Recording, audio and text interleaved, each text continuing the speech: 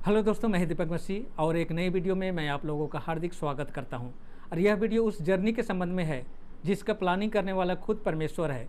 और इस जर्नी में हर एक मसीह भाई बहन को शामिल होना ही पड़ेगा। परमेश्वर को पता था कि शैतान हमें मिसलीड करेगा, हम रास्ता भटक जाएंगे, और इसीलिए इन एडवांस उसने इस जर्नी का मैप बनाकर उसका डेमोन्स्ट्रेशन भी करके दिखाया है। तो आज इस वीडियो में उसी मैप को हम लोग एक्सप्लोर करने जा रहे हैं दोस्तों। और वह मैप हमें मिलता है बुक ऑफ साम चैप्टर 77 का 13 पद में, जैसा कि लिखा है, thy way O God is in the sanctuary. तो सेंचुरी का जो सर्विस है वह मैप है जो हमें हमारे डेस्टिनेशन तक पहुंचने में हमारी मदद करने के लिए परमेश्वर ने दिया है। और इस मैप का लाइव डेमोन्स्ट्रेशन इजरायलियों के जीवन में परमेश्वर ने करके दिखाया। अगर हम इजरायलियों की कनान की जर्नी और सेंचुरी सर्विस को एक साथ अगर कंपेयर करते हुए स्टडी करें तो आपको समझ में आ जाएगा।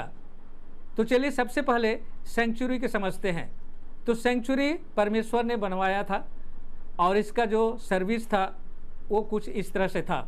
एक बाउंड्री था और बाउंड्री के अंदर में पवित्र स्थान बनाया गया था।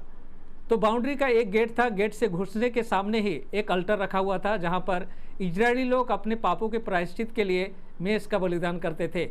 उसके बाद था एक लीवर जहां पर याजक लोग अपने को शुद्ध करते थे, पानी रखा गया था। और उसके बाद शुरू होता था पवित्र स्थान। और पवित्र स्थान में 3 आर्टिकल रखे थे। एक टेबल जिसमें इजरायली को 12 गोत्रों के नाम 12 रोटियाँ चढ़ाई जाती थी, और बाएं साइड था एक लैंप स्टैंड जिसका 7 ब्रांच था। और सामने पर्दे से रूम को 2 भाग किया गया था, महापवित्र स्थान और पवित्र स्थान को। और पर्दे के सामने एक अल्टर रखा गया था जहां पर धूप जलाया जाता था। और पर्दे के भीतर था महापवित्र स्थान जहां पर एक बक्सा था, जिस बक्से के अंदर में परमेश्वर के अंगुली से लिखा हुआ 10 आज्ञा की पत्थर की 2 पटियाएं। अब यह नक्शा है और किस तरह से यह काम करता है उसको हम लोग इजरायलियों का जर्नी से हम सीख सकते हैं। तो इजरायली लोग 430 साल तक मिस्र में गुलामी कर रहे थे और परमेश्वर ने मूसा को उन्हें छुड़ाकर लाने के लिए भेजा, लेकिन फराओ उन्हें नहीं छोड़ रहा था।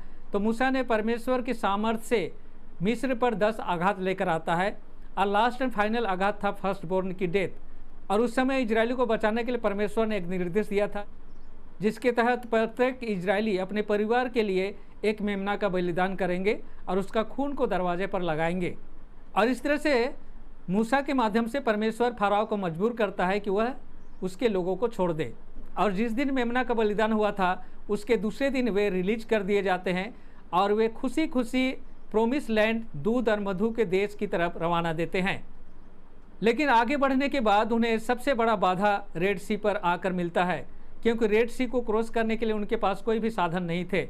अब क्या करेंगे उनके समझ में नहीं आ रहा था, क्योंकि रेड सी को क्रॉस किए बिना आगे की जर्नी कंटिन्यू नहीं किया जा सकता था।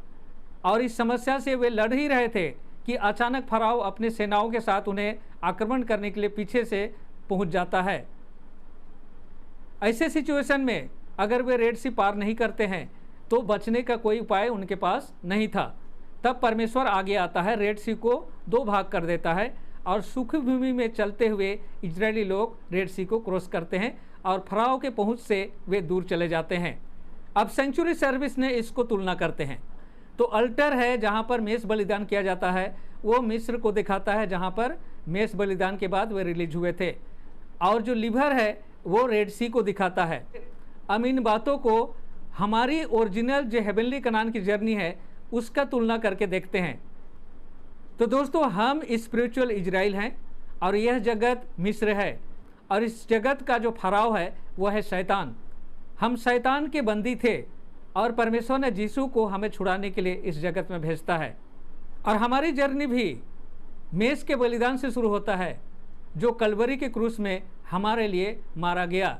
जब हम यीशु को विश्वास के द्वारा एक्सेप्ट करते हैं कि यीशु हमारे पापों के लिए मरा, तब हम आगे की जर्नी को कंटिन्यू करते हैं। और इस तरह से हम रेड सी तक पहुंचते हैं जो लिवर को दिखाता है। जिस तरह से रेड सी को पार किए बिना आगे की जर्नी इजरायली लोग कंटिन्यू नहीं कर सकते थे, उसी तरह से लिवर को पार किए बिना हम भी आगे की जर्नी कंटिन्यू नहीं कर सकते हैं। उसके बारे में यूहन्ना की पुस्तक 3 अध्याय का 3 पद और 5 पद में यीशु कुछ इस तरह से कहता है, मैं तुमसे सच सच कहता हूँ कि जब तक कोई नया जन्म ना ले वह परमेश्वर का राज्य नहीं देख सकता। 5 पद में लिखा है, मैं तुमसे सच सच कहता हूँ कि जब तक कोई जल और आत्मा से ना जन्मे वह परमेश्वर के राज्य में प्रवेश नहीं कर सकता। तो इसके आगे के जर्नी के लिए हमें जल और आत्मा के द्वारा जन्म लेने की ज़रूरत है। तो हम जल और आत्मा से कैसे जन्म ले सकते हैं? इसका प्रोसेस हमें मिलता है रोमियो की पुस्तक 6 अध्याय का 3 से 6 पद में लिखा है, क्या तुम नहीं जानते कि हम सब जो बपतिस्मा के द्वारा मसीह यीशु के साथ एक हुए, बपतिस्मा द्वारा उसकी मृत्यु में भी सहभागी हुए? इसलिए हम बपतिस्मा द्वारा उसकी मृत्यु में सहभागी होकर उसके साथ गाड़े गए हैं, जिससे कि पिता की महिमा के द्वारा जैसे मसीह जिलाया गया था वैसे हम भी जीवन की नई चाल चलें। क्योंकि यदि हम उसके साथ उसकी मृत्यु की समानता में एक हो गए हैं तो निश्चय ही उसके जी उठने की समानता में भी एक हो जाएंगे। तो हमारी जो हेवनली कनान की जो जर्नी है उसका जो रेड सी है वह बपतिस्मा है दोस्तों।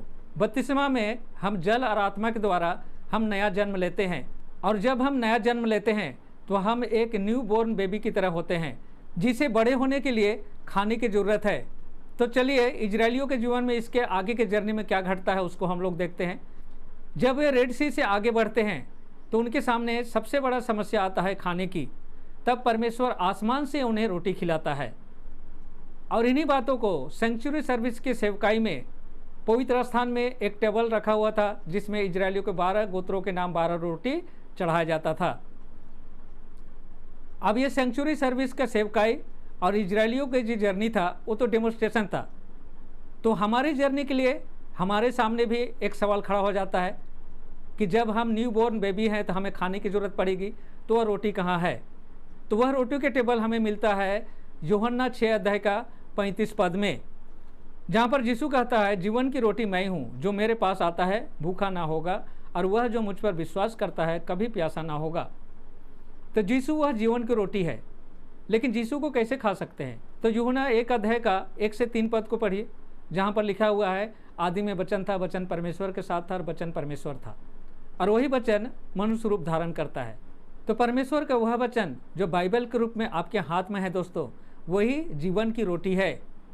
और यीशु इन बातों को कन्फर्म करते हुए मत्ती 4 अध्याय का 4 पद में कहता है, मनुष्य सिर्फ रोटी से नहीं बल्कि परमेश्वर के हर एक वचन से जो परमेश्वर के मुख से निकलता है जीवित रहेगा। तो दोस्तों हेवनली कनान की जर्नी में हम यीशु के बलिदान को एक्सेप्ट करते हैं, बपतिस्मा द्वारा हमारा नया जन्म होता है, तब हम परमेश्वर के परिवार में शामिल किए जाते हैं। बड़े होने के लिए हमें परमेश्वर की वचन की रोटी दी जाती है, और इस तरह से हम विश्वास में और आत्मिक रूप में हम बड़े होते हैं। दोस्तों परमेश्वर इजरायलियों को इसलिए चुना था कि वे अपने चरित्र, अपने स्वभाव, अपने कामों के द्वारा परमेश्वर की महिमा करें और परमेश्वर के गुण को, जो जीवित परमेश्वर को नहीं जानते हैं, उनको दिखाएं। लेकिन वे वहाँ पर फेल हो जाते हैं, और इसे सेंचुरी सर्विस में हम लैंप स्टैंड के द्वारा देखते हैं। तो वह लैंप स्टैंड यीशु के मंडली को दिखाता है दोस्तों, जैसा कि यीशु ने खुद प्रकाशित वाक्य की पुस्तक 1 अध्याय का 20 पद में इन बातों को कन्फर्म करते हुए कहता है कि 7 दीपदान 7 मंडलियां हैं। दोस्तों जब हम परमेश्वर के वचन को पढ़ते हैं तो हमारा विश्वास वृद्धि पाता है और आत्मिक रूप से हम बड़े होते हैं। तब परमेश्वर हमें अपना पार्टनर के रूप में हमें अपॉइंटमेंट देता है। और यीशु मत्ती 5 अध्याय का 14 से 16 पद में हमारे कामों को कुछ इस तरह से वर्णन करते हुए कहता है, तुम जगत की ज्योति हो, पर्वत पर बसा हुआ नगर छिप नहीं सकता। लोग दीपक को जलाकर टोकरी के नीचे नहीं वरन दीवट पर रखते हैं, और वह घर के सब लोगों को प्रकाश देता है। तुम्हारा प्रकाश मनुष्यों के सम्मुख इस प्रकार चमके कि वे तुम्हारे भले कामों को देखकर तुम्हारे पिता की जो स्वर्ग में है महिमा करे। तो दोस्तों हेवनली कनान की जर्नी में हर एक पड़ाव को क्रॉस करना बहुत ही जरूरी है। तो आज का जर्नी मैं यहीं पर स्टॉप करना चाहता हूं, क्योंकि वीडियो बहुत लंबा हो जा रहा है। इसके आगे की जर्नी को हम अगले वीडियो में देखेंगे। तब तक परमेश्वर का आशीषों का आनंद उठाइए। परमेश्वर आप लोगों के साथ हो। आमीन।